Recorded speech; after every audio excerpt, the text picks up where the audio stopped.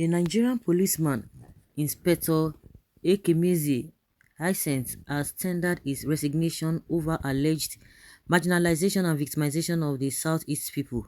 The officer attached to the Inspector General of Police Special Task Force on Petroleum and Illegal Bunkering Units, Calabar Sector, in a letter to the police authorities, said he was quitting because the Nigeria state has been so polarized that foreign mercenaries and terrorists have surrounded the whole country, killing the indigenous owners of the land in the name of their jihad.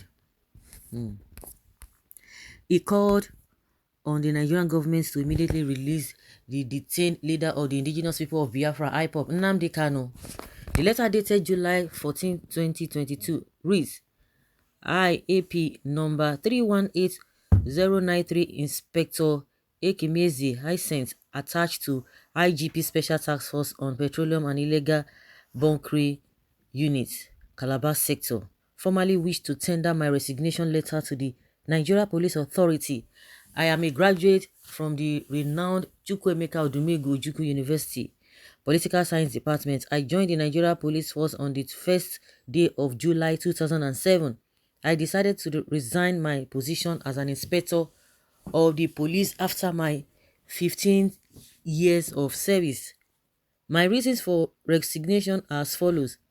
The Nigeria state has been so polarized that foreign machineries and mercenaries and terrorists have surrounded the whole country, killing the indigenous owners of the land in the name of their jihad, especially the indigenous people of Biafra, Ipob. There is a systematic extermination of the indigenous government. Mazi Nnamdi Kanu is undergoing political persecution because he spoke and stood against this shenanigan of the present government in the name of Islamizing the whole country, and to hand over the indigenous people land to the Fulanis. The Nigeria security forces go about killing innocent people, leaving the Fulanis that are killing people everywhere. I can no longer continue to serve the government that cannot guarantee the safety of its citizens. I call the federal government of Nigeria to free Mazi Nnamdi Kanu, for he has committed no offense known to law, because self-determination is not a crime. A call for referendum is not a call for war. It is also a democratic process, just like election is. Hence, this resignation. Yeah, some people tell you that it's not because of of course, different lawyers will argue this whole thing back and forth, but what the government is always saying is that he prepared the killing and all of that. They are trying to even say that the Ipob that and the ESN that they launched or instituted, they are the ones killing, and that is where what they are talking about, that is the one sending them.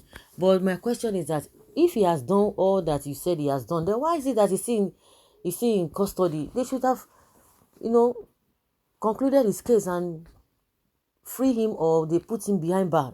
This everyday adjournment is what I don't really get, because a lot of people will argue it left, right, and center. Just the way the UN has come out to say Buhari should release him unconditionally and he must be compensated. They have not even responded.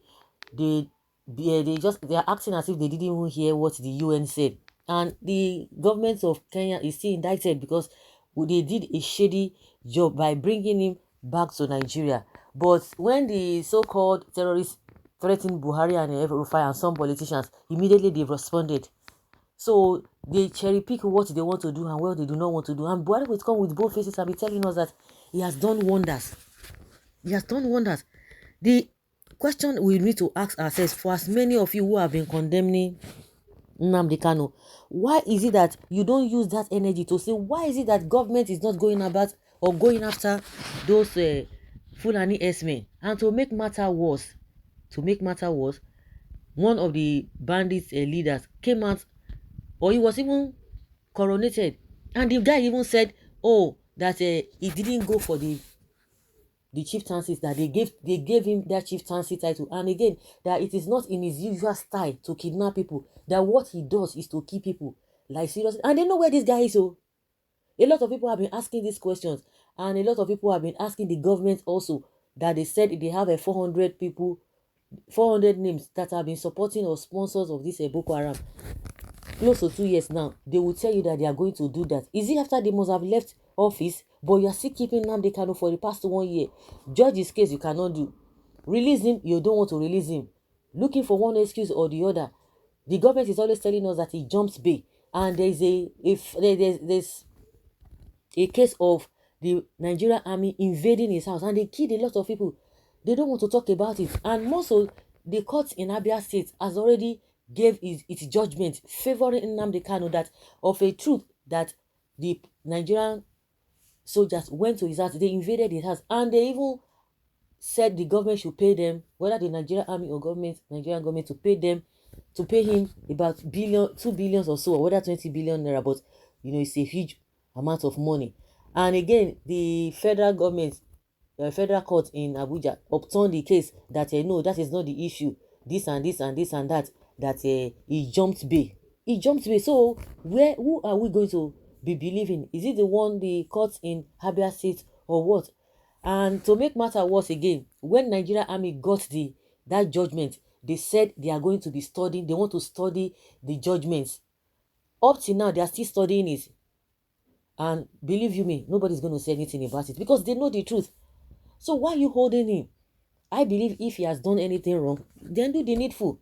What does it take? You have all the parameters, you have all the power to fasten or to hasten the judgment, because they will tell you that they have a lot of cases in court, that is why they always adjourn. But this one is a very serious case that you need to give attention. Let them do their judgments and let us know where he is.